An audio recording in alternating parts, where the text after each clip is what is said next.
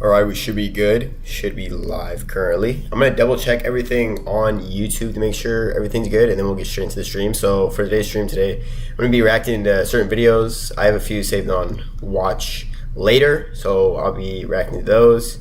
And since this is my first stream, I'm just gonna be doing that. In future streams, though, I'm gonna game as well. I just need like more entertaining games, if that makes sense. Like I have 2K, which is like cool, I guess, but I'm looking for better games than that. First, I gotta check if everything's running smoothly on YouTube, though. That's the first thing.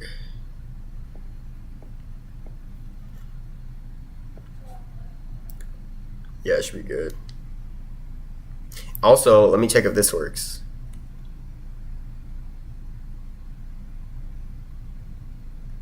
I guess it didn't. Hold up. I don't think it did.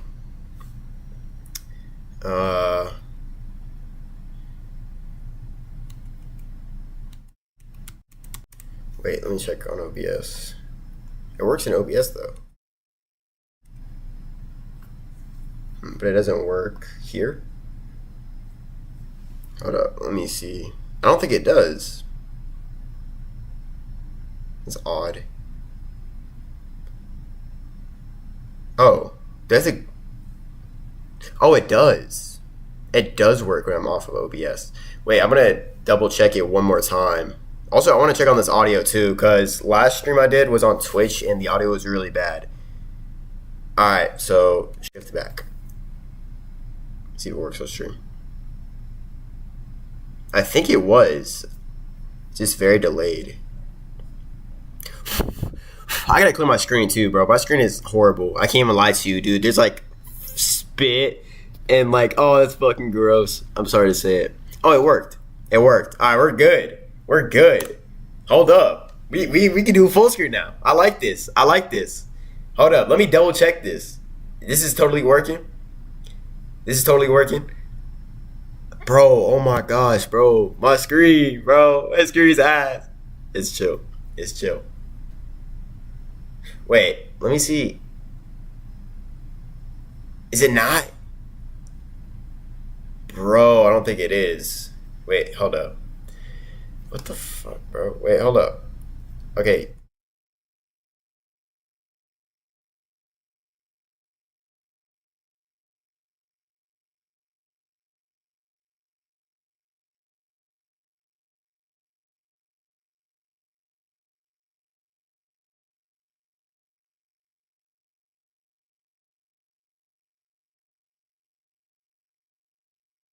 Backspace. Turn it a little more this way too. There we go. Alright. So then let me see if this is working.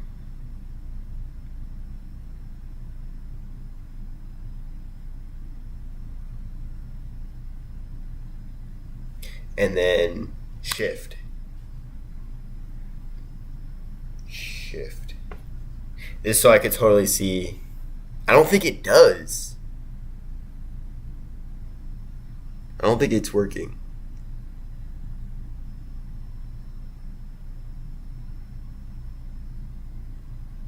No, it's not.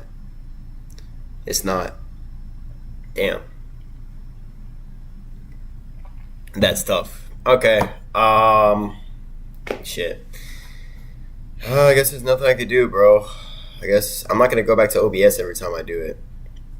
So it won't switch from my original browser. That's fine. It's whatever. Alright, I'll work on it next time. We're just gonna get into the reactions for now.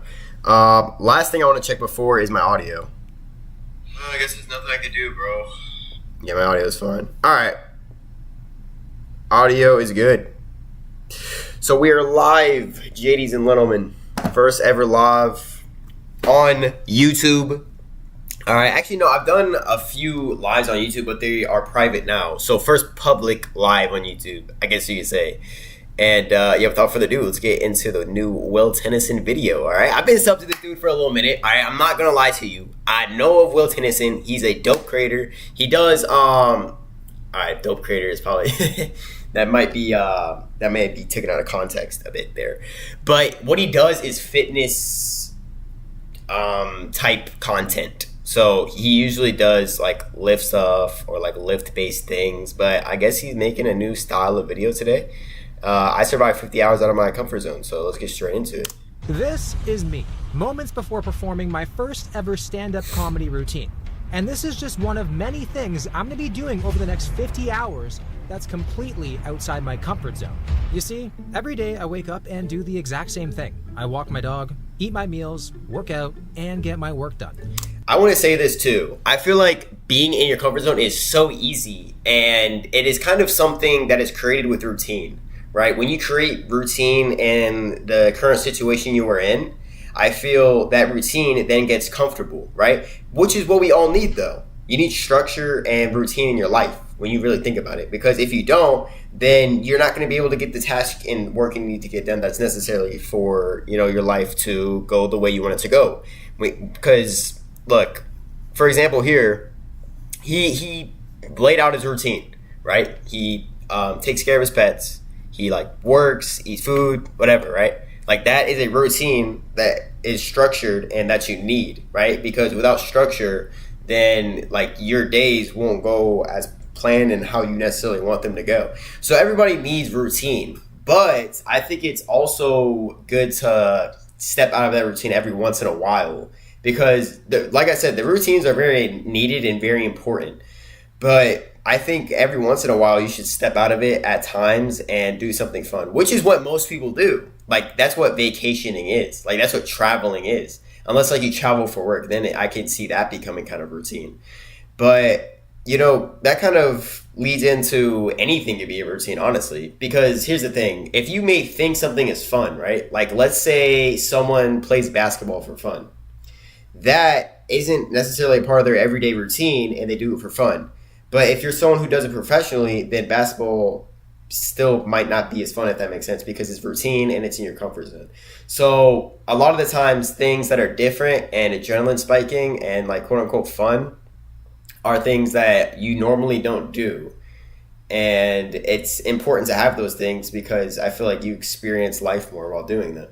So it is important to make sure that you do that every once in a while. I'm not saying all the time or every week should be different. But what I'm saying is that it is important to incorporate those, understandings and, certain aspects of not, following a routine all the time into your life.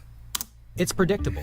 It's comfortable. Yeah. Lately, I've realized predictability is a big one too. When things get predictable, then it gets boring, if that makes sense. So then your life just gets sluggish, boring, whatever, this sucks, right? That's predictability. If your days are too predictable, then it gets too comfortable and too boring. Attached to routine that almost anything unfamiliar started feeling uncomfortable. So I wanted to find out what would happen. I will say that too, honestly. Wait, what is this broken? Is that on purpose?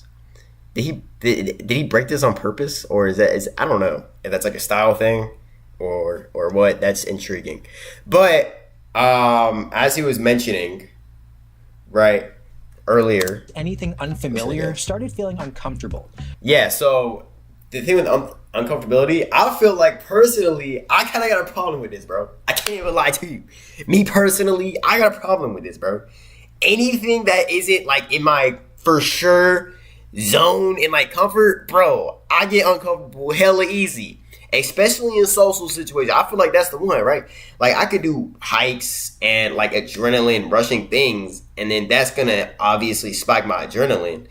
But I feel the biggest one is socially stuff, bro. It's social, when I'm around hella people that I don't know, or it's a social event, or I'm trying something new, or visiting a club, or for example, then that is outside of my comfort zone, and I feel super out of place, and I feel uncomfortable about it, and it doesn't feel right. And I think a lot of the times that's meaning that I haven't conquered that yet, if that makes sense. When you truly don't feel comfortable with something, that means you're just a foreign to it, I think. And some things you just need to get used to and unforeign with. And social situations, I feel is one of those. And that's one I need to definitely work on, I think, personally. I think I struggle there. And the thing is, when it's just me and one other person, it's not that big of a deal, I think. Like, if I'm interacting with you one-on-one, then it's not that deep. But once I interact with, like, a group of people, especially they're strangers, then I tend to feel more uncomfortable. Like, for example, if I meet a stranger, like, one-on-one, and I just start talking to him or her, then, all right, I'm going to say this too. All right, I'm going to say this too. Me being a guy, like, talking to like female is more uncomfortable than it is men, and I think that's just a mental block thing, because obviously like there shouldn't be one, but there kind of is, just saying. But especially if it's attractive. But as I was saying, when it's just 1v1, whether even if it's with a girl, like a girl or a guy, if it's 1v1 and I'm just straight up talking to them face to face, it's not that bad. It's like, all right, cool, yeah, what's up? You can like kind of gauge each other better, and I think it's better for like communication. But when it's more people, like when it's like a group of 5 and you're talking to everybody and like you're trying to get to know everybody, nah, bro, that is like hella outside my comfort zone. And then that's when I feel it gets a little more difficult. And like for me personally, that's when I experience that feeling of uncomfortability and like something's going wrong. And like anxiety, I guess you could say, but it's just in groups mainly. Like when it's just one-on-one, it's not that big of a deal. When it's in groups, it kind of is. It's a different ballgame. So I wanted to find out what would happen if instead of avoiding that feeling, I chased it. So here's to 50 hours of saying yes to things that make me normally want to say no. I am already feeling extremely anxious about today, and the day hasn't even started yet. Like I woke up in fight or flight. So I'm gonna stay away from caffeine so my heart doesn't literally beat out of its chest. Now this is my typical daily schedule. You guys might just think this is a solid piece of paper. For me, this is infrastructure.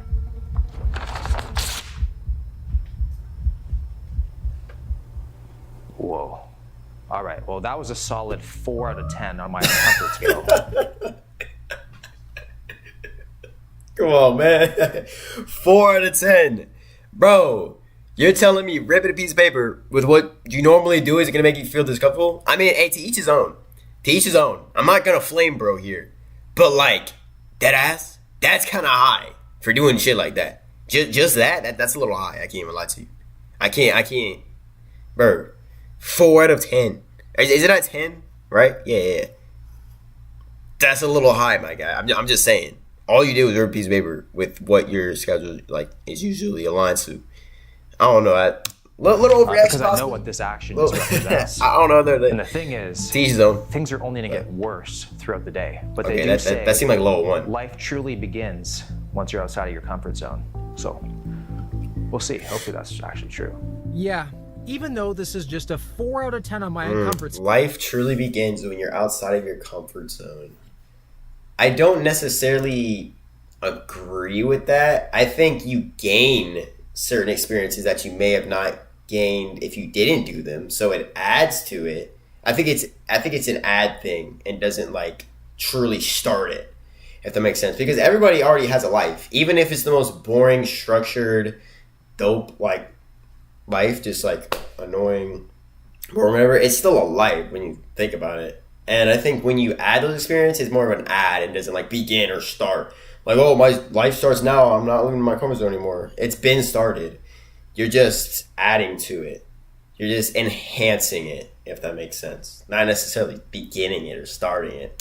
Gail, this is just the beginning. Each thing I do, that number will climb higher and higher until hopefully I can reach a 10. Getting into strangers' cars is rightfully out of my comfort zone. I've had some bad experiences hopping into strangers' cars, so I got to think that I'm due for a good one. All right, so in order for us to get to our next stop of the day, I'm going to be taking an Uber share ride. I've never done that before. All right, the driver details are in. We're getting picked up by a man named Din. I'm just going to tell myself. Hold up. All right, the driver details are. This dude has 30,000 trips. Oh, 10 and a half years. All right. The rating's pretty good too. But damn, bro, you are locked in on Uber at this point. When you have 30,000 trips, I think like if you do Uber, once you hit like 5K trips, like you're already locked in. But when did Uber even start? Was Uber a thing 10 years ago? What, 2016? I guess, right? I don't know when Uber started, but that doesn't even seem like super long ago. Yeah, when did Uber come out? 2009. It was founded at San Francisco, though. So that's kind of like, for example, with Waymos or whatever. Like, there's not a lot of them, and they're in some places. You know, like that just it started in San Francisco, but like there's no Uber and wherever he's at that time. So he's looking OG of Uber. So he probably had like one of the first Uber drivers ever when you really think about it. Because like it probably didn't get like fully global till like the mid 2010s. And then that's how long he's been doing it for. Dang, bro. Are in. We're getting picked up by a man Bro's named a Dan. veteran. I'm just trying to tell myself that like Uber Share is just like a more intimate tour bus. So we'll see if we have some people in the back with us. It'd be fun. All right, there he is. Getting into this car is a 5.5 out of 10. Fun? I don't know about that. I feel like no one's gonna want to interact with you. They're just gonna be like, "Get me to my destination, please. I don't want to do anything or interact with anybody." Because low key, even interacting with people is a task, and it's low key like an asshole when you really think about it. And the most comfortable thing to do would just sit there and just be in your own world, kind of. So I doubt anyone's going to even want because it's to unpredictable to me. I don't have control. interact with them. I don't know Unless how like many you have an people are in the extrovert car, in there. how many people will get in, what Which they'll is be like, impossible. but most of all, it's just going to be super awkward. Hello, Dan. How are you? This is cool. I've never done a carpool. Oh, Yeah. it's your first time. Yeah. It's fun. Once I got into this car, I don't know why, but it felt like I was on a first date with 3 people. Hi. What's your name? Muska. Nice to meet you. Even though this is not my favorite thing to do, it won't even compare to the feeling I'll have when I step on stage tomorrow night for my comedy show. So I wanted to make some friends to make me a little more comfortable for my performance. Do any of you guys lift? You- This dude Den does not care. Bro, here's my thing. How have you been an Uber driver for 10 and a half years and then developed no social game? Like, I don't take Ubers often. I have my own vehicle. So I never take Ubers. I have before, like when going to the airport or wherever. And, bro, most of them are like pretty social and interactive, especially if you've been doing it for a certain amount of time. Like, they kind of gain those social skills as an Uber driver. Like, I would think if you're highly extroverted and you are introverted and then you start Uber driving, then over time you will gain skills of an extrovert.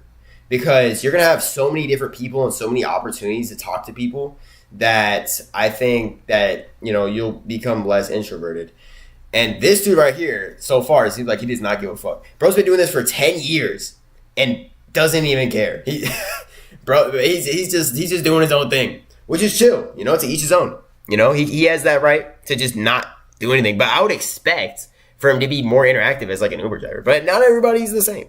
Like, I'm sure though, like most Uber drivers are very interactive, especially because it's tip based as well. So they know that Uber driving is more of a service.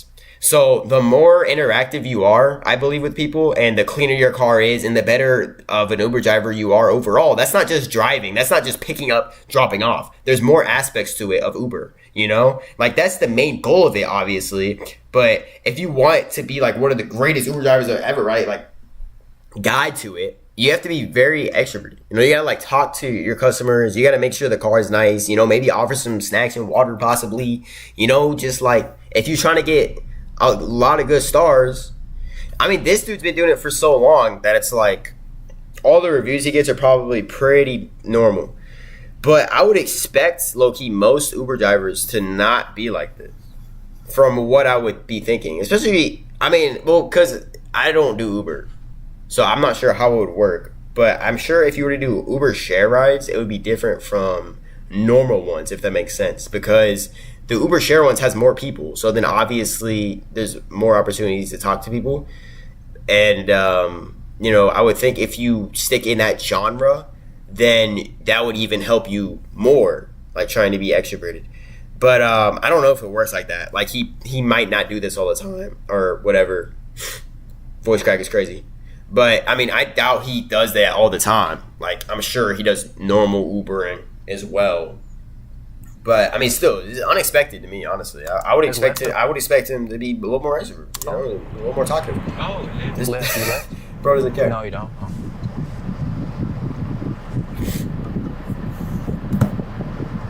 Damn, yeah, awkward. I'm doing a comedy Is show he even tomorrow trying? night. Yeah. You want to come? It's tomorrow night at 8 p.m. I'm actually going on. Tomorrow is Saturday morning. Oh. You guys? I'm doing a comedy show tomorrow night. Based off that, I don't think my rideshare family is coming. Din really just said it's Saturday as his excuse. Yeah. Bye. Have a good day. He's probably working, though. Many times I was just wondering, do we talk? Do we not talk? I'm not sure if there's like a social rule book for rideshares or something like that, but it started to feel like an NPC interaction that went on way too long. Imagine showering with your dad when you're like 16. That was the level of awkwardness that Uber ride just was. Now I think those are on two different levels, buddy. Bro, what the did you just explain? I don't even want to bring that up. That's worse, bro. That's worse. Awkward, bro. That's beyond awkward. That's just weird, bro. Oh god. After all, I'm a married man. Today, I'm going outside of my comfort zone. It's a weird thing to even say. say. Going to a restaurant that I've never been to before, and that is horribly reviewed. The reviews are not even mixed. They are united in how bad they are. Darren said, "To be blunt, I've seen fresher stuff unwrapped from the pyramids of Giza. It was cold on arrival, totally desiccated, and the dinner was pressed flat to fit in a pizza box." Oh, rah. Dean said, "If you ever find me considering eating from this place again, please cut my fingers off." Voluntarily ignoring someone who says they'd rather cut their fingers off, this is no longer like outside of my comfort zone. This is straight up bravery. So this was like a 6 out of 10 on my scale. Those seem pretty bad. I can't even lie. And if your restaurant's bad enough to where people are actually leaving reviews, because like 80% of people aren't, unless like your restaurants are really shit. Like if your restaurant is super fucking like ass, then people will leave negative replies like that. But you got to be another level of trash, bro, because 99% of people don't do it. Like it's very rare that someone's gonna leave a review that's random that you don't know. But like you got to be like top tier really good or like bottom tier really bad if you want like a lot of reviews. And obviously the reviews are gonna be determined on what your restaurant is. Like for example, if you have like a 10 out of 10 restaurant, you're more likely to then have a lot more reviews that are 10 out of 10. And then if it was the other way around, there's a lot more reviews that are like really garbage. So like if you go into this restaurant and there's like hella negative reviews, it's probably like really ass. That's how you know. That's how you go, like bro. 7. So you've been to this restaurant before? 7? I haven't been, but I've seen what happens behind. Bro, I'm gonna be honest. This right here ain't even that deep. It's just going to like a normal restaurant, bro. Like, yes, it's trash, but it's still a restaurant. They serve food. It's like it's pretty normal when you think about it. Like, I don't know. I wouldn't consider this outside my comfort zone personally. Like going to a garbage restaurant, because I'm sure I've been to one to where I didn't realize it was trash, right? And I just ate there and it was mid. I'm sure I've done that before. So like, I don't know. This one don't really seem like super outside comfort zone to me personally.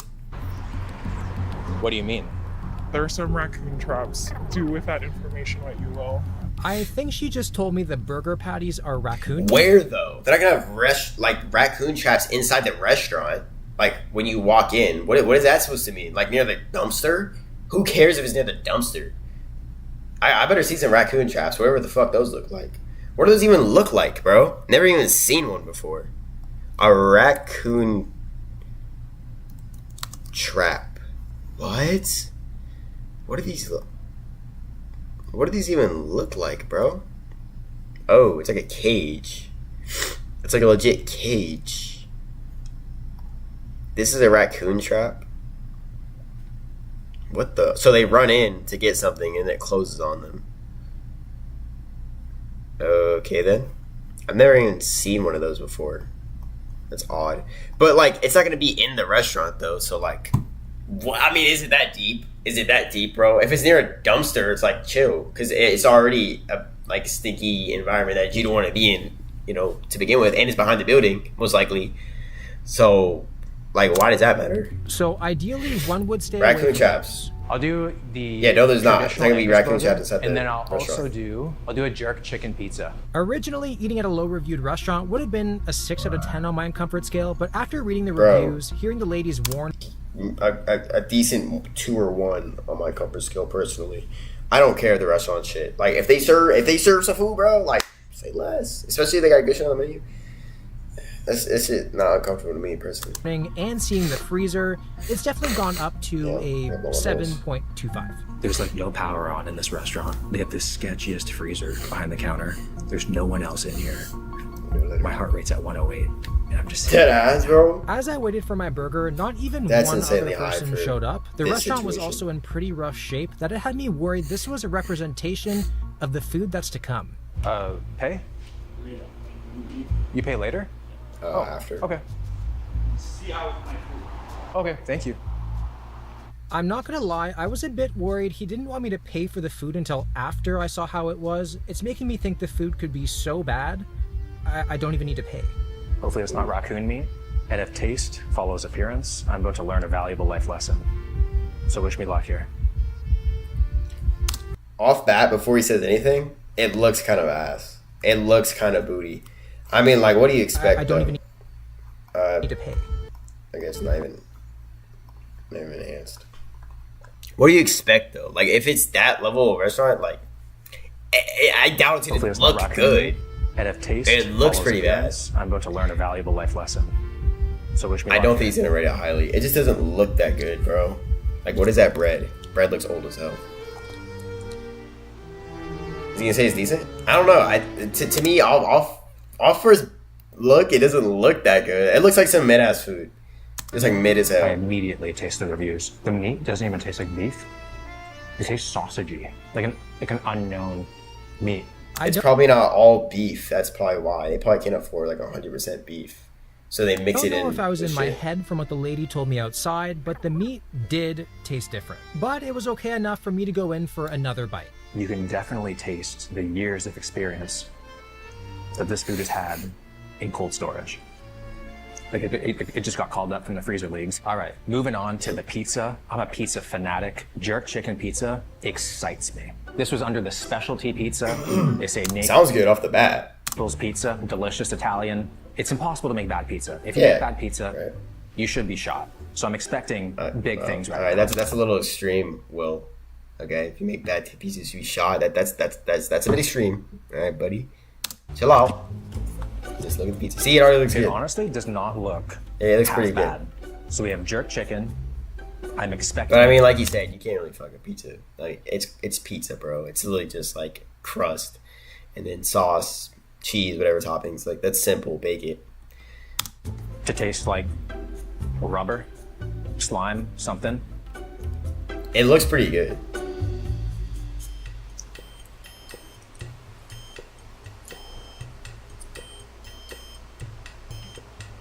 It's definitely not wowing me. Being an authority on the matter, this meat was not jerked correctly. You're not getting this pizza in Naples.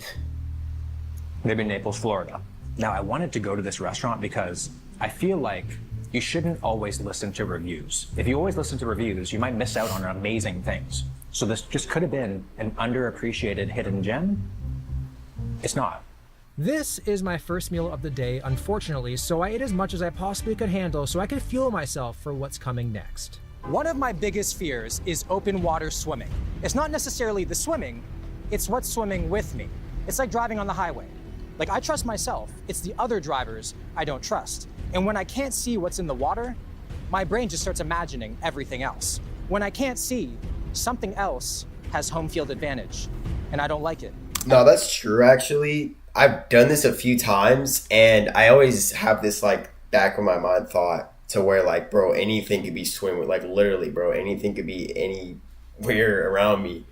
Especially in the ocean. This is probably the ocean, I would guess. But, like, if it's a lake, it's not as bad because there's nothing really crazy.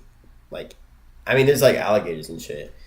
But if there's known alligators in the lake, you usually don't swim there. You know what I mean? But like, there's certain parts and like certain lakes that don't have that, and then I think are like not even that bad to really swim in, because what the biggest thing in there is like a catfish. But ocean, yeah, it's a little sketched out. Like I did it one time. I went on a trip. It was a school trip, in like 8th grade, and so basically, we were like off a coast or whatever, and then yeah, we all like swam in the water or some shit. I forgot why, just did, and yeah, like it was deep as hell too. The water had to have been like, I don't know, probably like 12, 15 meters deep. And I did have that little thought in my mind. I'm like, oh shit, like there are hella sharks in here. Because bro, one of the people who were scuba diving during that trip got stung by a stingray. And that already sketched me out. And then one of my friends was fishing there, and then he caught a shark. That sketched me out. And then now we're swimming in this water. So I'm like, bro, anything could be in this bitch. Now, I didn't want to see out, especially in front of the huzz. All right, you can't do that in front of the huzz. But, you know, I still got in. I was in there for like 3 minutes, bro. I got out almost immediately. Because I was like, nah, I don't trust this water, bro. I don't trust this water. So I got out damn near immediately. But I couldn't chicken out in front of the huzz. I couldn't do that. So I had to get in the water. But still, yes, bro. This I would say is a little bit up there on the uncomfortable zone. This I agree with. The restaurant one, I think that was kind of BS. Because like automatically the restaurant has to have edible food, right? Like, so it's not going to kill you. And if it does, you would be able to tell. Like, most of the shit would be moldy or trash. That food just looked mid as hell. That's just some mid-ass restaurant. Like, it's not even that deep. But this, hella deep. Oh. So know, this you is know. one of those rare occurrences If you know, you know, hella deep. where I'm not looking forward to seeing how deep it goes. Oh, damn, they're going way So out there. naturally- Holy shit. Holy fucking shit. Dude, this is hella deep out there. Even worse. This is like great white shark territory now. Where I was at, I was, damn, how would I predict this? How many meters away from shore? Probably like 50 or 60. So not super far. Like not this far. For Favorite sure. thing to do is Damn. rent a boat, take it Far as as fuck. far away from land as I possibly can, and go for a swim. Like The ocean farther we view? get out, my Like heart just- rate just seems to be climbing ocean? with it. And look, I'm very well aware it's not the ocean; it's a lake. But still, I'm thinking This is today's a the lake? day Megalodon swims underneath me. There doesn't have to be logic in something you're uncomfortable with. I'm so scared right now. Damn. My heart is pounding. Like, Wait, what lake is this, bro? He's got to be. I think he's from Canada, bro.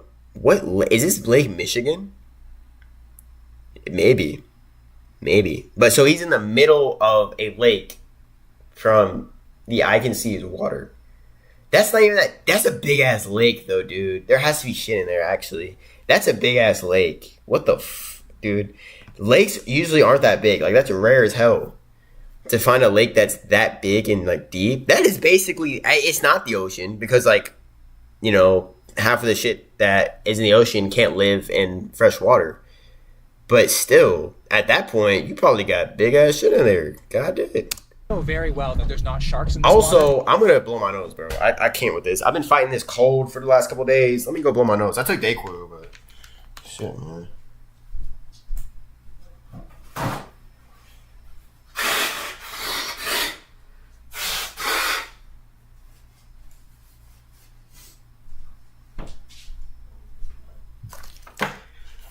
Yeah, obviously taking the correct precautions, such as staying very hydrated, drinking water all the time, taking medicine. I'm getting better, but still kind of sick. It's been like 5 days, 6 days. Shit, getting annoying. All right, anyway, back to it. But my heart is just choosing to like just ignore that information. I was low-key panicking here. This is a hard 8 out of 10 on my uncomfort scale. But there's no backing out. Oh, he's not even. I he's not rented the boat, from the I can came see. all the way out here. Sometimes The fear lake's probably not does that keep big. you safe, but other times It just keeps you from living. Okay, it's just water. Brother, there's not gonna be a shark in there. Stop, bro. 2, It's gotta be Lake Michigan, right? 1. Oh!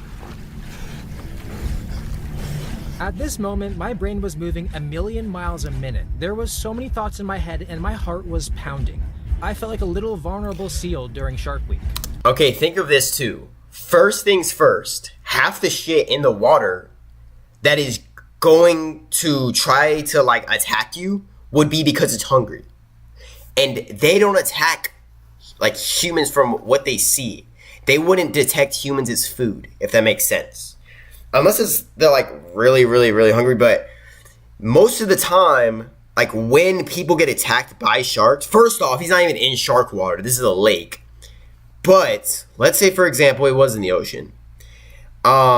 They say when people swim, like surfers resemblance, horrible spelling, of seals. They say they look like seals. So sharks mistake surfers as seals, right? Like that, if that makes sense. You know? So then they think that like a person is a seal. So that's the first thing. Second thing, he's not in shark infested water. So there's that. And basically my main point is if there were to be a shark swimming under him or were to see him, it most likely wouldn't attack him because it knows it's not food. It just detects him as a foreign object that's not food whatsoever, so we just ignore him. But he's in a lake, and I don't know like what all right, so what is like the most dangerous predators? I'm gonna say this is Lake Michigan. I would think. I'm just gonna predict it's Lake Michigan. That's like the biggest lake I could think of that's near Canada. So what predators are in Lake Michigan? Lake trout. What if you went to images? The lake trout is the apex predator of Lake Michigan, with other major predators including snook salmon, northern pike, sea lamprey, and lake sturgeon. Oh, I heard sturgeons are really big. Wait, hold up though. There's no sharks, right? Bull sharks possibly. What the bull sharks maybe. I heard serpents are really big though. Like I heard they're huge. Is that surgeon? Surgeon, I am a surgeon. Wait, serpent. Oh, God, damn, these things look scary as hell. God damn, this is a swim around. So yeah, that's probably like the biggest thing in there with them. I don't know. I wouldn't be too uncomfortable with this personally. I can see it though. I can see it. I understand the vision. Nothing for some of you, but it's this was lake. one of those fears that had a hold on me for many years. I have this with me, just in case a fish gets a little handsy with me. I am definitely going for sushi after this to get revenge on the fish for the stress that they're causing me right now. The water tastes like ass. I feel like the biggest issue is probably the pollution in this lake. Like when I get out, might be missing some fingertips and be down to 2 legs. Literally, it's not that deep. There's so much water in there that it dilutes like most of the pollution. You'll be fine. But I mean, it is true. Like there's gonna be pollution in the shade. There's a whole ass fucking city over here. There's gonna be fucking pollution. What is this then? Detroit? I don't know what that is. Seattle?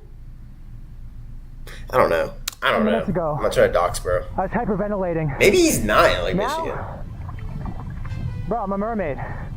Merman. Yeah! Fish got nothing on me! Honestly, I could see that. Like, first getting in is a definite different experience from being in there for like 5 to 10 minutes. Because once you're in there for 5 to 10 minutes, you're just floating with your life vest, and you realize like not shit's gonna really happen to you whatsoever. I'm sure if you stay in there for like hours on end, I'm not gonna. I'm not gonna be 100% sure about that. But when you realize though, you're just chilling in the water and there's likely nothing around you for like a good, amount of like probably 200, like 200 to 300 feet. Because look how big this shit is, bro. Like if anything, anything that's gonna even mess with you is probably not even near you. But I think once you get into that like state of like realization and like you realize nothing's gonna get you and you're fine, then yeah, it's like a whole different experience and you're just chilling and it's fine. That feeling when you realize, holy shit, I actually did it, is hard to beat. The second I stopped thinking about what could be underneath me and actually looked around, I realized... I will say this too, that water is clear as hell. It looks very blue. And like, just the fact you can see his legs is definitely kind of rare when it comes to like lakes and shit. How incredible especially it was the ocean. Sometimes the best experiences are just sitting on the other side of being uncomfortable. And when you conquer them, you walk away a little more confident in yourself, which makes it so worth it. Holy highlight of my summer so far doing that. I missed out on so many cottage trips because I was too afraid of the water. Now next step, do night diving with scuba gear in the ocean underwater at night, being like hundreds of meters underwater. Like next step out. Not anymore.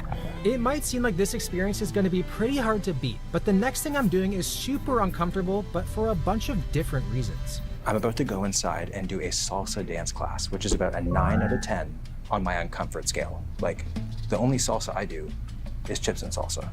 I'm about as flexible as a chip. I'm just super stiff. I'm super awkward. This one, yeah, I could see being pretty uncomfortable, honestly, especially if you're like the stature that he is and he's like a straight like bodybuilder, and yeah, you just go in there like super stiff and like as a bodybuilder, I can see it being pretty uncomfortable, especially if you're not like aware of like any information of the topic and you're just going in it like with a fresh slate and no experience prior. Yeah, I can see this being pretty uncomfortable for sure. I just radiate awkwardness, and I feel like everyone sees it. This is probably the most uncomfortable one I've seen yet. So I avoid dancing at all costs. I didn't even dance at my own wedding. Like, super bad. So we have an intermediate salsa class. Worst case scenario, I look like a mannequin on the dance floor. Best case scenario, I go home with a few moves for Katie. All right, so we are with owner and dance instructor Igor today. What's the plan for the dance class? Well, we'll be learning some basics of salsa and bachata, and hopefully we can teach you some good stuff so you can use it socially later. And just before the class starts, tomorrow night, I'm actually doing a comedy show. Oh. Yeah, so I'm just saying if you wanted to come, you're totally invited to come. Okay. Yeah, just saying. That means no. Yeah. Thank you. Yeah. Well, that was a no from Igor. Time for the dance class. All right, so class is about to start. So uncomfortable right now. The most of the day. It's like taking me back to like... Who is that? Wait, hold on. Yeah. Hey. What is this shit? Okay, so he straight up goes in for the kiss, bro. All right, I see you, Igor. The most of the day. Is that bro's wife? No way. No way, right? No way. No fucking shot. Oh, this your wife? Crazy, bro. Igor like that, bro. Igor like that, bro. Dancing definitely isn't a scary Igor got that into the ego. middle of the lake, but for some reason it makes me That's feel so much more what? uncomfortable. What? Is that The really second like... I start, I feel like everyone is watching. Nah, what the... I really wish it wasn't like that. I don't because know. my They wife, feel Katie, different, man. absolutely They feel tears different. up the dance floor, and I'm always the guy standing on the sidelines watching her. And I feel bad because the truth is, I really, really want to be out there with her. There's just something in my head that stops me every single time. 1, 2, 3, 4, 6, 7. We started the class with a little warm-up to get the hips going, and I'm feeling like a fool. Bro, no, you're thinking too much into it, bro. When it comes to dancing and stuff, like, that's what holds people back, I think, the most. I'm not gonna sit here and act like I'm a dancer. But when dancing, I think a big problem is people overthink it. And then you're like, oh, is this the right step? Do I look clunky? Do I look stupid? I don't know what I'm doing. And then you overthink it, and then you just look like you're overthinking it. When it comes to dancing, I think you just gotta go with the flow, bro. You just gotta go with the flow, move with what feels natural, and be an open book and learn things, you know, scan the floor, maybe copy some dance moves, you know, like when it comes to that stuff, that's what you gotta do. Don't overthink it. Dance like no one is watching. All right. Now it was time to pair up, and this is where I really started to feel uncomfortable. I don't have the motion of the ocean like that. Your hips are like crazy. I can only go like back and forth. It's okay. We'll focus on the rhythm right now. 1, 2, 3. Sunny is an absolute champ partnering up with me. She's super advanced, and I feel like I was holding her back a little bit. A lot. Sorry, Sunny. But as the class went on, I started to realize that nobody actually cared what I was doing or how bad I was. And once I stopped worrying about what everyone else thought, I actually started having fun. I'm getting the hang of it right now. It's actually really fun. There you go. And now over yourself. You have an excuse. The biceps is so big that you cannot go through, right? Yeah. Yo, nah, what? Holy glaze, bro. Holy glaze. I think I had fun. I think I did. Damn, that shit be, bro. What? Hey, I need to get to level 1 here, bro. I think I Real get talk, the hang bro. of it towards Damn. the end. But one thing's for sure, I'm not That's looking forward to reviewing that W footage. What? I'm not sure Like Dancing what? with the Stars is in my future, but after this, I'd love to take my wife out dancing. In case you guys were wondering how I slept last night, I had a nightmare I was drowning in a lake. Instead of water, it was salsa. And instead of swimming, my only way out was salsa dancing.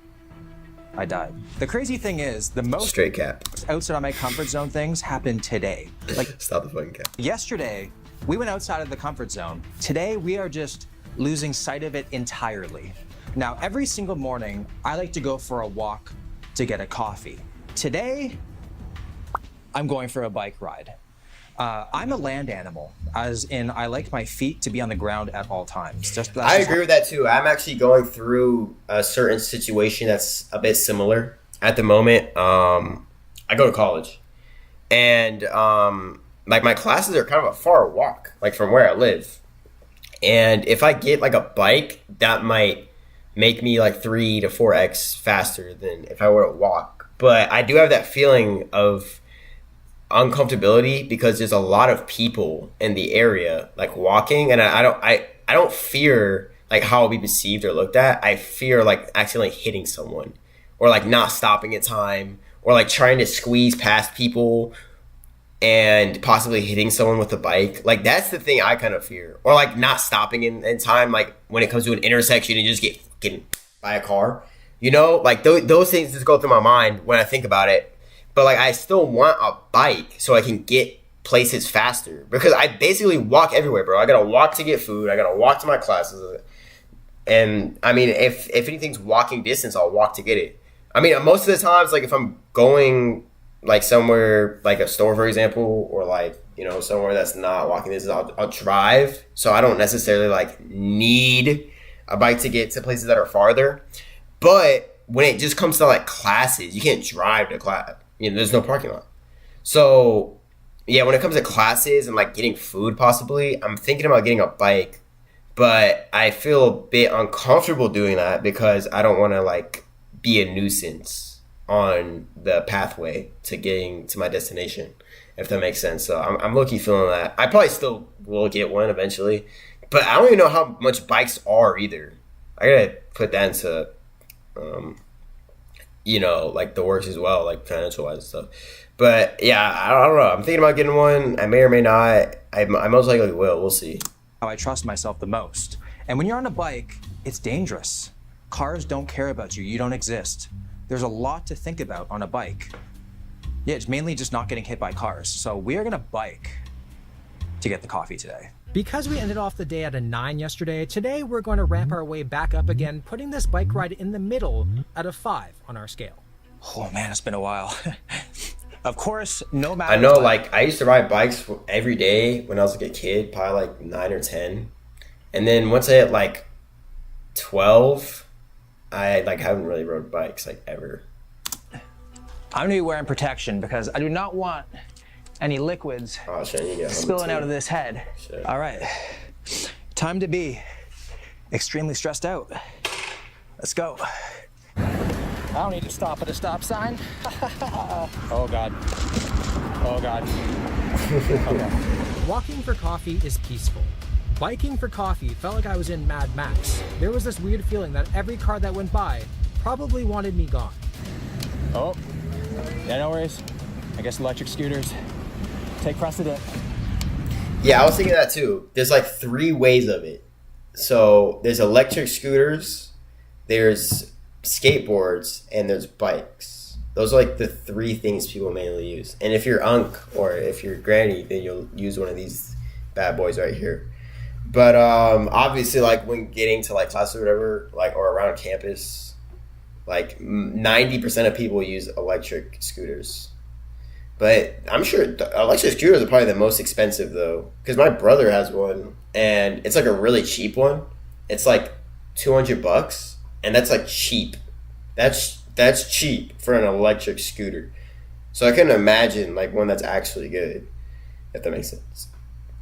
So yeah, I don't know. Like I said, that's why I assume like if I were to get a transportation like vehicle like that, I would get a bike out of all the other ones. It's just cheapest, and I have experience riding it. Goggles. I survived. I got the coffee. I will be honest, it does taste a little better when I had to bike for it. When I went inside to get the coffee, I didn't lock the bike. I just left it there. Oh. Because best case scenario, Bad idea. Someone takes the it. bike got stolen. Yeah. But nope. So we have to bike back after this. When it comes to meeting new people, I'm extremely awkward. And then once you get to know me, you realize that awkwardness just never really goes away.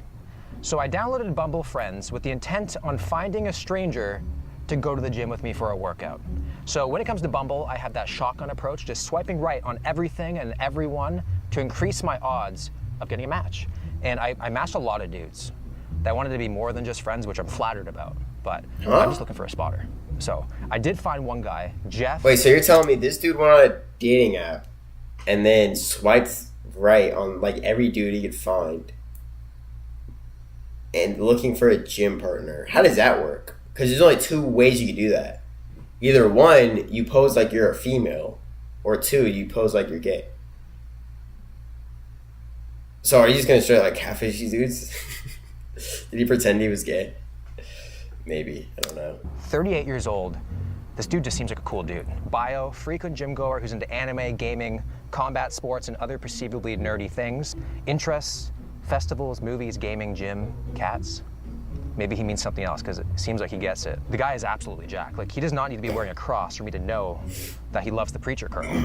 And the crazy thing is, we both have the same favorite movie, The Dark Knight. So I hit him up, I'm like, dude, we both have the same favorite movie. I think that means that we need to work out, and he agreed to it, so we're meeting in the next few minutes to get a workout at the gym together. Like, this guy just seems perfect on paper. I feel like he's gonna be like 5'2" or something. Like, something has to be wrong. What's up, man? Jeff, right? Damn. Yep. Yeah, not 5'2". Yeah. Not 5'2". I don't know how tall Will is, but I mean they're kind of Chris. similar. No, it was, yeah, Dark Knight. You got it? Okay, yeah. All right. You drinking protein? This is actually green tea Green tea. with caffeine. With caffeine. Pre-workout. You're a very interesting man. Like, you're my type. A friend. Holy shit, man. What? Are you natural? Yes. Really? I'm older than I look. Don't lie to your friends now. We're friends now. We started off the workout asking some get-to-know-you questions. What's your favorite food? This dude's probably like 35 years old, if I had to guess. Because like genetically, I think when you take care of your body this well, and when you have like genes and DNA like built for it as well, I think a combination of both, then you're gonna like look better than what the age shows. Maybe older. He might be older than 35. If I had to go over under 37, I would say over. Yeah. 40s? Maybe not 40s. Maybe that was a bit of a stretch. Over under 32. Over. My go-to, okay, I'll admit, is like Krispy Kreme donuts. But that's what? Really? Mine's donuts too. Is it really? Yeah. We decided to do some arms For so I what? could see if Jeff's Like, did he explain what for? It's like Krispy Kreme donuts. Like, My go-to, your go-to what? okay, I'll admit, it's like Krispy Kreme donuts. but that's what. Really? Okay, for what for? Mine's donuts too. Is it really? Yeah. Lucky We lost. decided to do some arms, so Bro, chat, bro. What is the greatest donut? Personally, I've never had Krispy Kreme ever. I've had store-bought ones, like ones in like a Publix or a Kroger, but I don't think that counts because it's not fresh from the store, like themselves. So it's like old, slightly different Krispy Kreme. So I'm not gonna count that. From what I've had, there's a place. It's a chain. Oh, it's called Parlor Donuts. That's what it's called. They have the greatest donuts, in my personal opinion. If you've never tried a Parlor Donut, you should really try one. I definitely spelled it wrong. Parlor. Oh yeah, see, whoa, not even close. See, these are good. Do they have one? Oh, they have one? They're closed. Yo, no, I'm not gonna do it though. I'm not gonna get any right now. Or anytime soon. I'll get some eventually. Not anytime soon. Bro, these are so good though. Like, dude, holy bro. Oh my gosh, just look at them. Just look at them. It looks nothing like a normal donut. I'll say that. They look nothing like your average donut. They're not even shaped like donuts. I don't even know if there's a hole. There's not even a hole. Is that even considered a donut? Bro, they're so good. They're so good, bro. They have so many different flavors. Holy. Yeah, those are insane. Those aren't the same ones. Those are different. But yeah, these, bro. Greatest donut of all time. If you want to try the greatest donuts ever, it's Parlor Donuts. No sponsor. They're just that good. so I could see if Jeff's biceps were actually as strong as they looked. Is it okay if I start doing this? Like, yeah. My heart I rate's worked on arms the other day, and my shit's still sore. Like, I did it like 2 days ago. I hit biceps, triceps, and forearms. It was like a pulling motion. And then it also hit lats. I'm going to go back today, though, because I went 2 days ago. I'm going to go back today, and I think I'm going to hit shoulders for today's workout. I'm like nervous. I will say there's something uniquely awkward about meeting someone you've talked to online but never actually met in real life. You can touch too if you want. You're Yeah. telling me about my arms? What is this? How do you feel like it's going so far? It's all right. Yeah. I mean, he's a big YouTuber. I had no idea, so I'm a little bit nervous, but I think it's all right.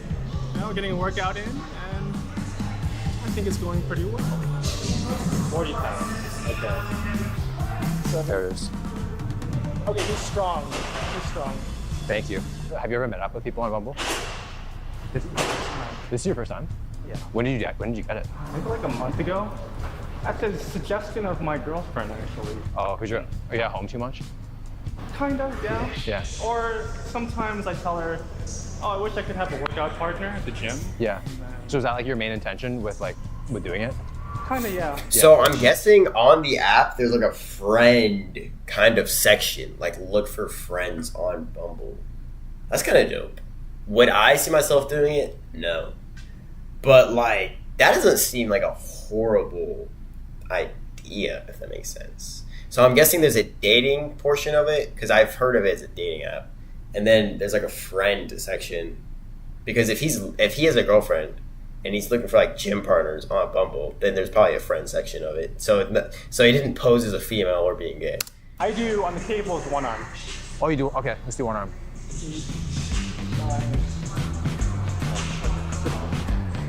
Holy shit, you're strong here. Let's do like maybe overhead. Yeah. Yeah. I think it's going good. I don't know. Like, I think it's hard to like feel like the silence, man. I feel like I have like this pressure to like say something. Then when you think about it, you can't really say anything. So I just kind of like weird. I like it. So I actually have something to ask you. Tonight, I have a comedy show. Okay. Oh. And I'm gonna be on stage, yeah. If you want to come or something. Like, yeah. you don't have like. Yes. Actually? Yeah. No, really. For real? Yeah. Me and my girlfriend will come. I'm actually W Mans, bro. W Jeff. stoked that Jeff is coming to the comedy show Oh, tonight. shit. It's easy to feel weird telling people you met someone online, but some of the best friendships can come from some of the most random interactions. Well, I really have no idea how that's going to be edited, but hopefully it's good. But it looks like that he's going to be coming to my show tonight, so I don't know. I seem very positive about it. and like he's gonna come and support me, but who knows? But yeah, it'd be cool if he came. With the workout complete, I believe it's in time to Jeff. go I think get he's some gonna come. protein in, which of course is going to be a little different than normal. What I'm about to do is a solid 7.5 out of 10 on my comfort scale, and that's going for an exotic meal. When it comes to food, I'm a simple guy. I like chicken. Exotic meal. Bro, how? I don't get that, bro. You go into a restaurant, is it uncomfortable? Doesn't matter what you're eating. It's just not. And that's just my personal opinion on it. Nah, bro. What? Steak. I like ground I turkey. don't see that being and uncomfortable, white, bro. Right? You know what I'm saying? So anything like organ meats is just way out of my comfort zones. For some of you, it might be normal. This is a whole other level for me. When I have organ meat, it can barely make it down to my stomach. Organ meat. So like liver. That actually makes sense. That's a little more rare, like when it comes to like American foods. Organ meat. So liver is what comes to mind. So technically, like brain, like cabeza, or stomach, lungs. Do people eat lungs? I don't know. Does feel like it's that does sound. Actually, I kind of take it back. Like eating organs is different. Comfort zone, I don't know because it's just food. But like, I could see it being different. It might just be ass food, but I don't know. The mindset that pancreas tastes like chicken, you know? But we're gonna try today. Maybe I'll like it. Maybe it's to get out of my head. So we walked into a restaurant that has a pretty wild menu with a lot of things you wouldn't normally see. Pancreas is stomach, right? I think it is. It's around the stomach area. What is beef patty whack? Oh, it's like a really hard, chewy part of the tendon. Oh, okay. Yes. On that note, I'm gonna do the pig knuckles. The pig knuckle? Yeah. Chicken heart. Chicken heart, excellent choice. And then the lamb kidney. Oh, that's a really hard thing to try on. Let's try it. Lamb kidney. Lamb kidney. Yep. The heart arrived, then the kidney, and then finally those don't look half bad. The pig knuckle. And honestly, they all looked pretty good to me. Yeah. Let's start with like if they're seasoned right and like cooked right, and if they're in that glaze thing that it looks like they're in, that looks pretty decent. Where's the veggies though, dude? We need the grains and the veggies in here. And no bev? What is this the bev? I don't know what that is. Heart. It smells really good. When it comes to something like this, the discomfort starts before I even taste it, and hopefully that doesn't influence the taste. It's actually really good.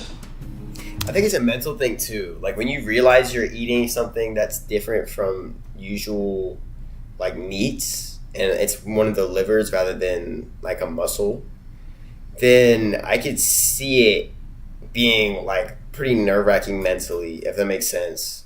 Like if you know where it's been and what it is, then it can tend to make you overthink what you're really eating.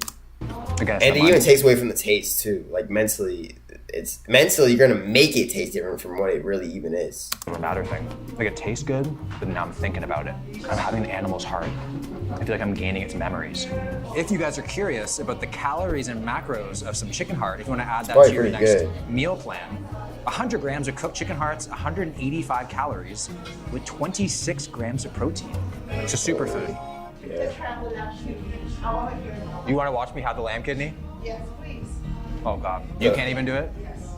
It's horrible. It's literally horrible. It's horrible. Oh. The server said it's horrible. I've heard lamb is horrible in itself. I've never tried it.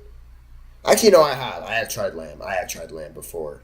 I didn't think it was half bad. I remember actually I remember it tasting a little bit like sausage, but a little bit more bland than what normal sausage usually is. But yeah, I hear people hate lamb. Especially I think if it's not cooked right, like if it's not cooked in a certain way, I think then it's a lot worse than from what it is cooked and, differently from what most people don't like it. And I've heard lamb had a bad rep to it. So, yeah. The server calling the lamb kidney horrible is really, really getting to my head right now. But before I try that, let's have the pig knuckle. My ancestral instincts are unlocking right now. I did not even know pigs had knuckles, so I'm expecting some knockout flavor here. Isn't that mostly cartilage though? Like I think the muscles are like cartilage around the bone. I'm sure. Wow, that's interesting. Very fatty. Wait, hold on. Let me see if I'm right about that. are pig knuckle. No, not nocturnals. If I spelled it wrong. Knuckles. Cartilage. Horrible spelling.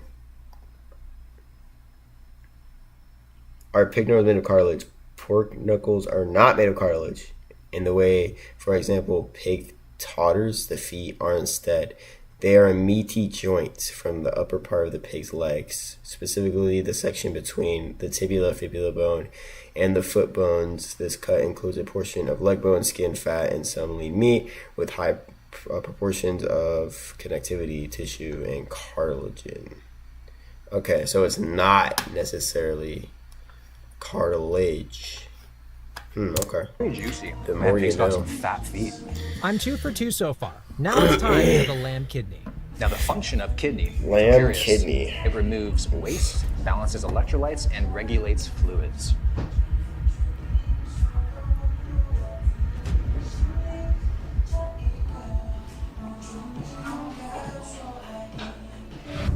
Oh shit. Is that aftertaste, huh? That aftertaste. After all the seasonings are gone.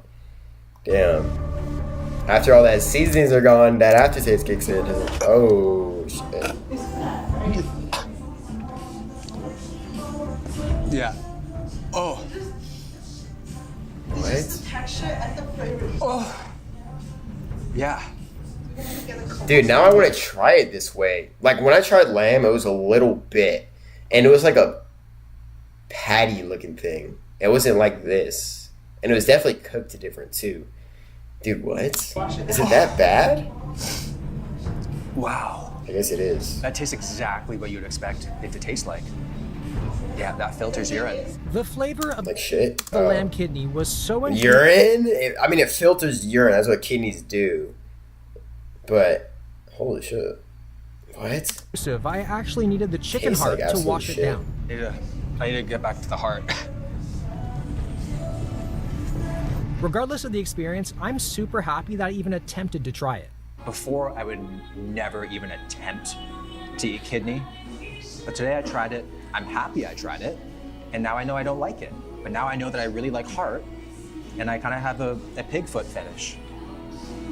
So I'd say it's a win-win. With a belly full of heart, guess, kidney, bro. and knuckles, I'm not sure the Wait, I best literally next- looked that up and it said the feet are more cartilage. The knuckles, well, is it talking about the hind legs or the front legs? I guess it was the hind legs? Or they're all legs? I'm confused now which one. stop is the theme park, but we have to take it up a notch, and this is a 9.5 out of 10 on my scale. Just walking here is making my stomach turn. The roller coaster I'm about to go Oh, on. no. is I 45 can't years old. I can't with roller coasters, bro.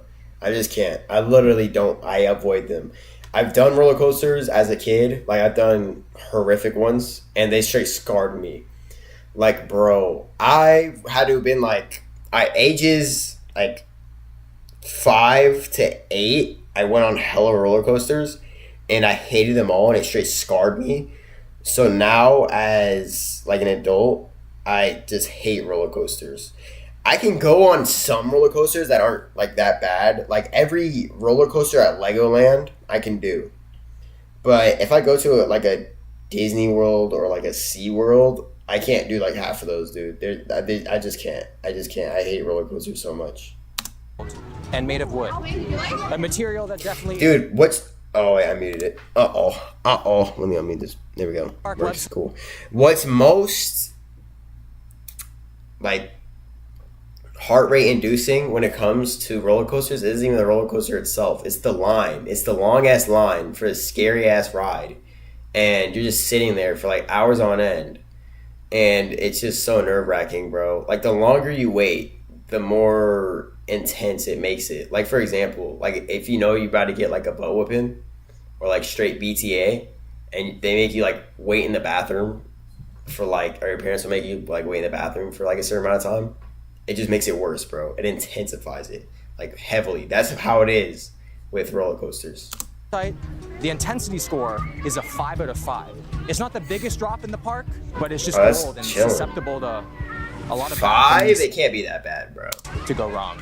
See, those I'm chilling on. Like, if it's something, like, rated really low and I can see the ride itself and it doesn't go super high and drop, like, crazy and it doesn't spin or do any of that crazy shit, then it's like, okay, that's chilling. I could definitely do that. But when they're, like, insane and they're huge and the drops are, like, too fucking fast and it's like, no, So, can't do it. let's go. The reason I'm so uncomfortable with rides is, well, for one, I've watched 1,000 Ways to Die way too many times, and this just triggers a bunch of my natural fear responses. Heights, speed, falling, lack of self-control, and uncertainty of what's coming next. I'm already getting a little bit too high. This ramp is already too much. Current heart rate is 136. I'm on the ride, in the line. Oh, man. The wait is long enough right now that I'm literally feeling every single emotion possible. Roller coasters are supposed to be fun, and I'm panicking. Luckily, my best friend Patrick is joining me, who literally isn't afraid of anything and somehow is going to attempt to record my distress for the duration of this ride. I do not like how it goes up slow. Let's just go. Overcoming this first main big drop is going to be big for me. Everything else afterwards will be slightly less Checking terrifying, straight. I think. Make sure everything's not escaping. Damn. Bro, this doesn't seem like you, bro. I'm not gonna lie to you. Stop the cab, bro. This entire time, Stop the cab. This is chill. Was for It's a some chill reason roller gonna coaster. open. This is I was fun. gripping onto it for my life. These are chill. You know what? Maybe I'm overreacting how I view roller coasters. You know? But dude, there's levels to this shit though. Like this is a 5. Like a 10, I can't do. But like 0 through 7, I probably could. It's just like the really extreme ones that are huge. I don't know about. Like this seems chill to me. Like I would enjoy this actually. Like bro, after like I remember last time I went to an amusement park was like Legoland, and this was like years ago. But after I went on one of the rides, what is this freeze frame? I'm not gonna cook you, bro. All right, I'm gonna have to cook you. So after I went on one of the roller coasters, right, I literally went on it like 20 more times because there's no line, and it was so fun. This is the face of a man that's going to need to change his underwear when the ride is over. My heart rate was almost hitting 180 beats per minute. The noises and faces I made, I don't think I've ever made before.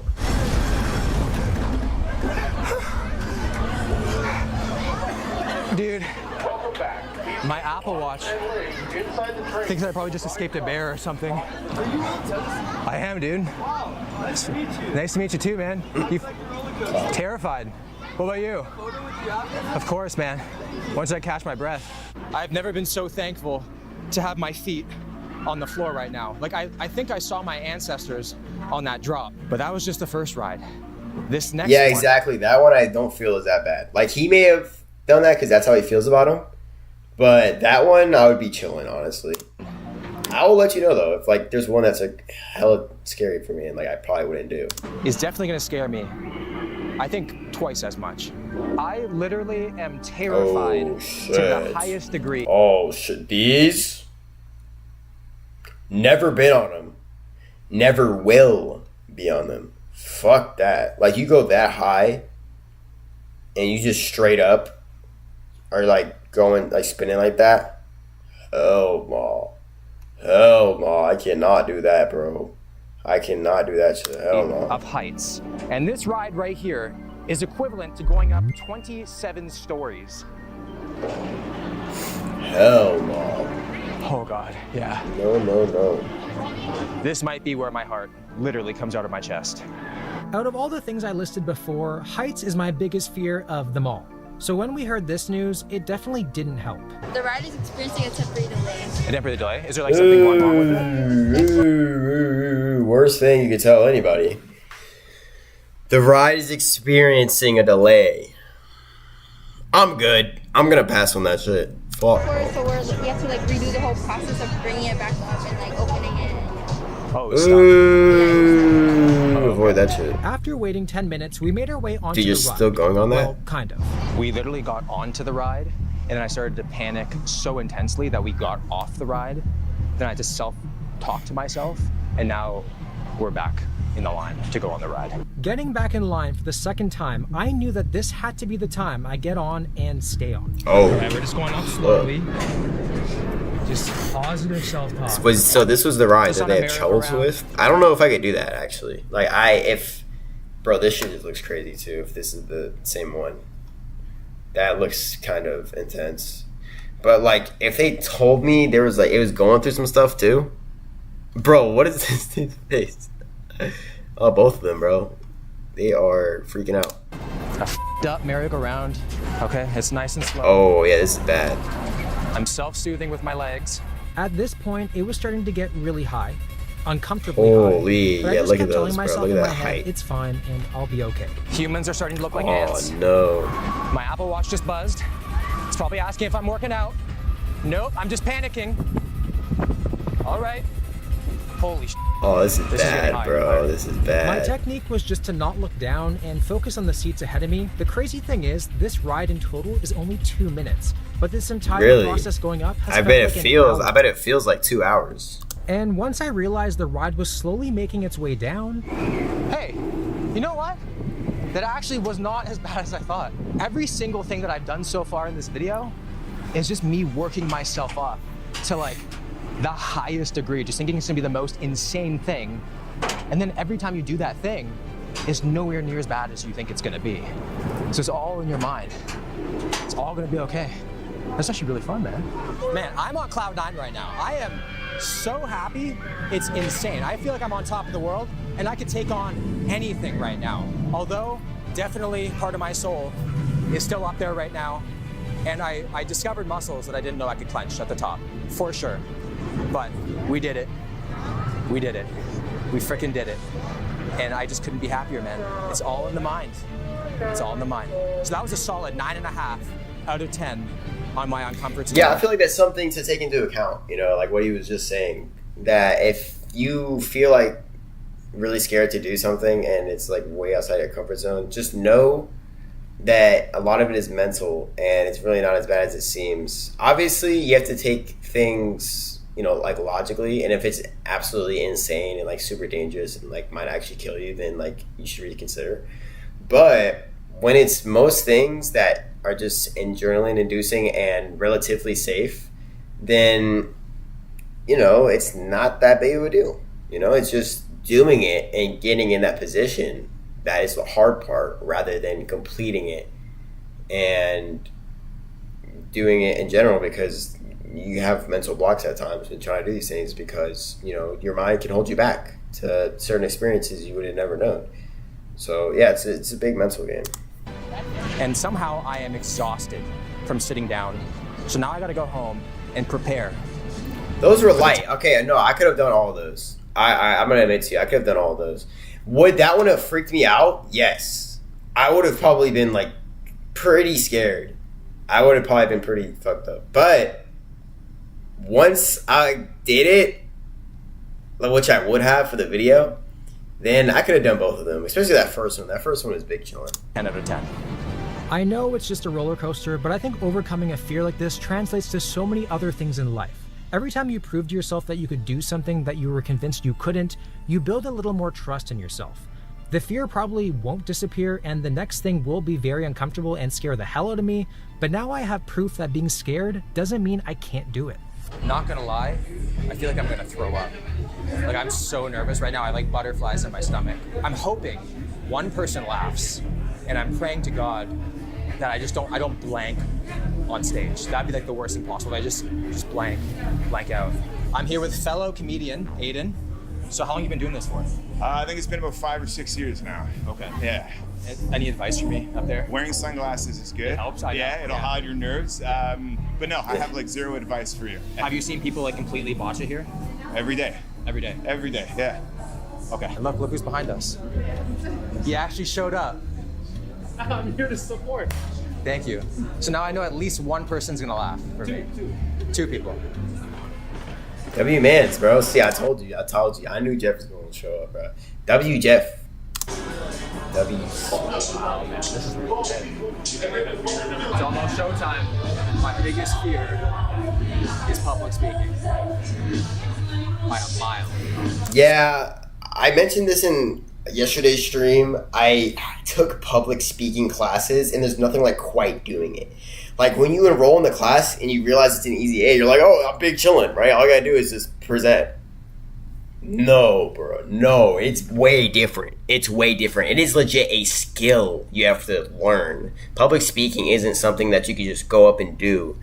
Most people can't do that. And I'm sure some people are like naturally gifted at doing things like that, but a lot of people aren't. And you don't realize it till you're actually in that situation. And it takes skill and practice and time to really understand how to speak publicly in front of people and for them to perceive the information the correct way and, you know, to make sure that you are being perceived the correct way as well. So it's definitely something that's overlooked for sure. Like I've taken one in high school and I took one last year in college. And bro, they were nerve-wracking as hell. Like the first one I did horrible on. I got a really bad grade. And most of it was for using filler words. Like my professor who would grade us on it would take off points every time you said a filler word. And you will find out quickly what yours is when you do public speaking for the first time and just kind of raw dog it, just like freestyle it. Like mine was like. That was the word I used a lot when filling in for speeches. And I got rid of it by the last one though. The last one I had one of the highest grades. I had like a 95. But the first public speaking presentation I did, I had like a 60. And it was really bad. And my grade in that class was pretty horrible till the last one that really bumped my grade up a lot. Because I was like on the grasp of a C in that class. But the last grade like bumped me up to a B. So I was able to get all A's and B's for the semester and the semester after that. But yeah, it's definitely a skill that takes time. So him kind of raw dogging this, I think I have pretty I'm gonna just say like a negative interpretation on it so far. Like I doubt he's gonna do really good. And like you may be thinking like he's a YouTuber and he does this all the time, but completely different. Like when you're in front of people. And he kind of seems like a person who isn't like super introverted as well. So I think that he'll do well. It's just I have like a first off negative perception of it because I know that it takes skills and it takes time and it takes constant trial and error in order to get good at these things. And I don't know him personally, so I don't know how often he does this, but going into it off the bat, I assume won't be pretty, if that makes sense. So I took my seat and just waited for the host to eventually call my name. I watched act after act go before me, and seeing how good some of them were made me even more nervous. Forget a 10 on my scale. This is a 12. Yeah. No, this one I agree with uncomfortability wise. Because even public speaking is pretty bad, but on top of that, you gotta be funny. Like if you're trying to be funny and no one laughs, straight cooked, bro. Like you're trying to crack jokes and you're trying to be funny and just no one gives a shit. It's just dead silent. That's even worse, bro. At least with public speaking, there's one reaction you will most likely get while public speaking, and it's just people doing this. It's just people listening to you, no matter what you do or say, unless you get the crowd involved and like do some crowd work.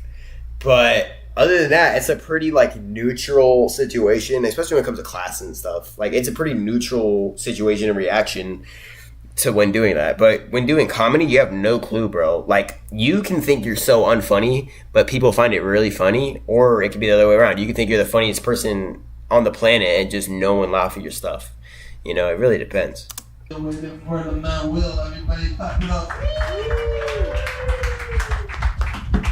The shades though. The shades though. Hold up, I got some shades too. Where my yeah, there we go. I will. I'm gonna match the vibe. I'm gonna match it. I'm gonna match the energy. By far, my biggest fear. When I was in high school, I would get made fun of all the time for being on the chubbier side. And that would just completely destroy my self-confidence. I hated the way that I saw myself. So I would avoid. Yeah, that's unfortunate, man.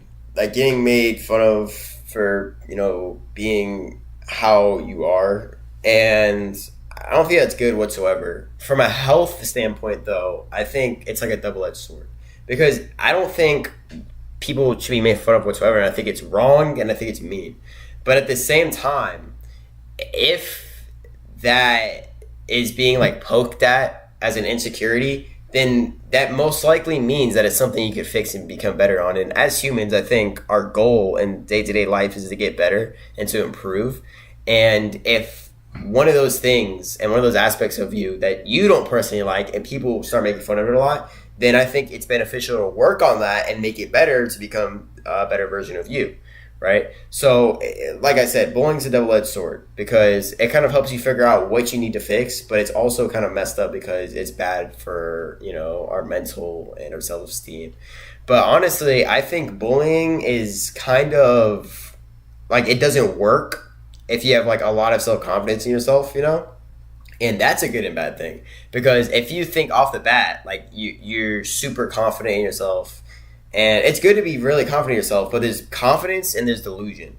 Like there's to a point where you're not healthy and you're not in a place that you are supposed to be at, and you still are, and you just don't change because like you're self-righteous and you're kind of delusional and like you don't change, and that confidence can be a problem. But when you're super confident and confident in yourself as well, and you accept the criticism, you use that criticism, and you fix it, then you can have both, if that makes sense. So just like anything, too much of something good is bad for you. And it's the same thing with confidence, bro. When you have too much confidence, that's not good for you. So it's great to take what people are giving you informational-wise and use it to your advantage to become better. And especially when you want it as well. Like if it's something that's forced upon you that's not really needed, then I think it's best to ignore it. Like for example, if you're really tall and everyone's saying play basketball, but you don't want to play basketball, then ignore that, right? That's an example of what I'm saying. But because here's the thing, like body-wise, like you may be built for that and you may be good at it too, but you don't like basketball, you don't want to play basketball, then don't play or basketball and just ignore that, right? But let's say flip the scale, you can change that aspect because you can't change being short or tall, that's genetics.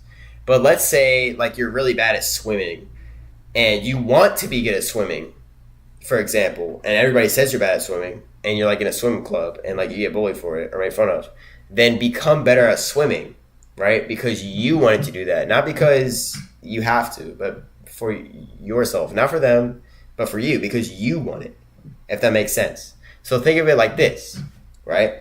If people want you to do something because of like how you're physically built, like for example, basketball being tall, and you don't want to do it, don't do it because it's not good for you because you don't want that.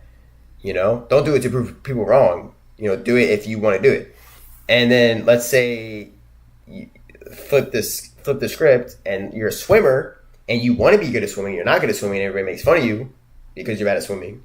Then still work on swimming, you know, because that's what you want.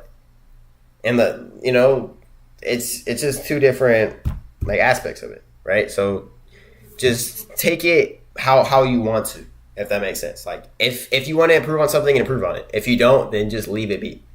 Any opportunity that required me to put myself out there because I was just afraid of being judged. And in school, when we had to do presentations in front of the classrooms, I just couldn't do it. I would completely just freeze up. So my teacher... Yeah, another thing about this as well, like with self-esteem, when we are coming up and growing, a lot of people have this perception on themselves and are like very hard on themselves, and like you are your hardest critic, and I'm a firm believer in that, especially in myself, right? Like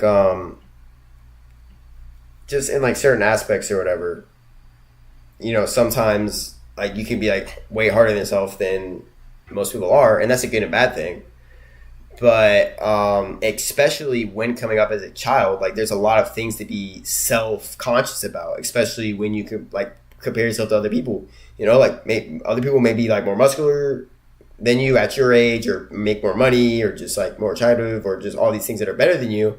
And then it makes you self-conscious because then you think that's a problem because you're not doing those things and you're not those things. And that's not necessarily the case at all, right? Everybody's different. Everybody has their pros and cons and, you know, what they're good at and what they're bad at.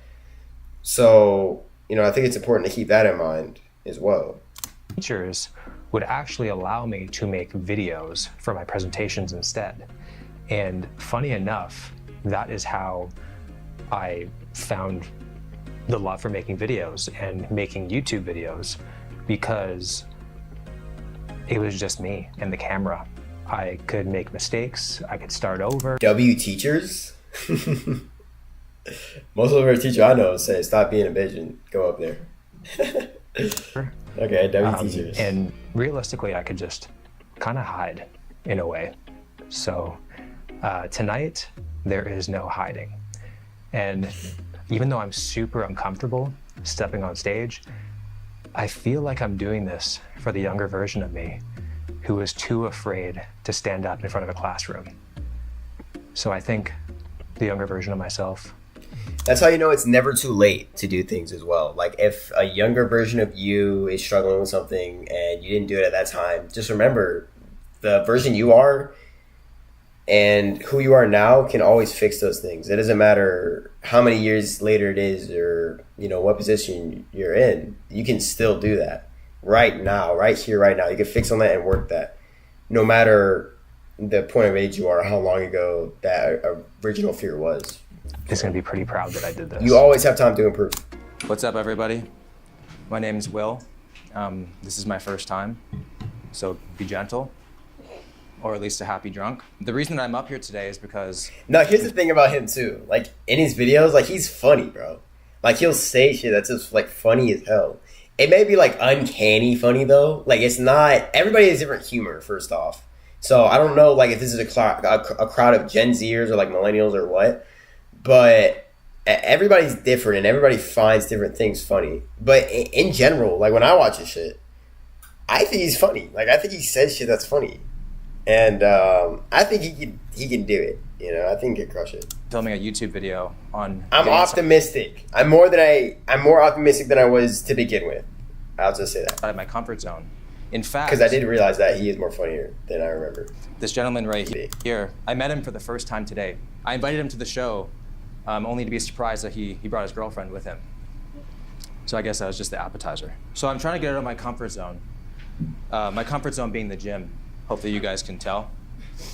Every single day I go in and I lift things up and put it back down with hopes that tomorrow it's a little bit lighter and I'm a bit bigger. That was funny. That got people laughing. What the fuck? Bro, that's not meant to be funny. That's not a joke. Every single day, bro. I go in. Is that funny, bro? No way, right? No, it's not. Hopes that tomorrow it's a little bit lighter. Yeah, like that's obviously what the gym's about. And that gets laughed. I'm a bit bigger. Oh my, see, dude, it's so random, bro. Like comedy is so, it's just so weird, bro. Like some shit that's not like I'm sure he didn't meant that to be super funny, and people just laughing at it. Like just that was his best thing so far, and it's like what the that's random as hell, right? It's this never-ending battle with gravity that I know I can't truly win on this planet, at least. So why do I work out? Well, it's not to get girls. I'm married, and even if I wasn't, my entire algorithm is just naked dudes with borderline offensive tans. Like we have Wyatt from Nebraska walking around my gym, so dark, people are calling him Habibi. We have Hunter from Minnesota, who looks more like an Aladdin than a hunter. You know? But the darker the tan, the more peak the gym motivation is. And I mean, seeing naked dudes is cool and all, you know? It motivates me for sure. But the one thing it really does is it gives me this innate ability to know what guys' nipples look like. Like, I've just seen so many nipples. So I know what the coins look like beneath the surface. Like that dude who came up here with the Pink Floyd shirt, I don't know if he's here. No, he was terrible. But he, I was super happy. Nah, that was great. But then, thank you. But then I saw, I think the Silly Goose, he has a set of nipples that I haven't seen in like 20 years. He's got toonies. So he must be related to my middle school gym teacher. He'll come up and show you right now if you want. I'd be open to it. Toonies. It's toonies. Yeah. Is it toonie, bro? Yeah. What even is that? Yeah, so I mean, I feel like when I saw you, I was like, middle school gym teacher. He was the reason for the first time I went viral, actually. I looked adorable in the Amber Alert. But the real reason that I work out is because I don't see myself. Wait, what did he say? Hold up, that one flew past me. I looked adorable in the Amber Alert. But I looked adorable in the Amber Alert. Alright, see, look, that was a good one. I think it just flew past people's head. It flew past my head the first time. The real reason that I work out is because I don't see myself the way the rest of the world sees me. You know, I have this horrible condition called body dysmorphia. Do you guys know what that is? Yeah, okay. For some of you guys who don't, clearly some of you guys don't know.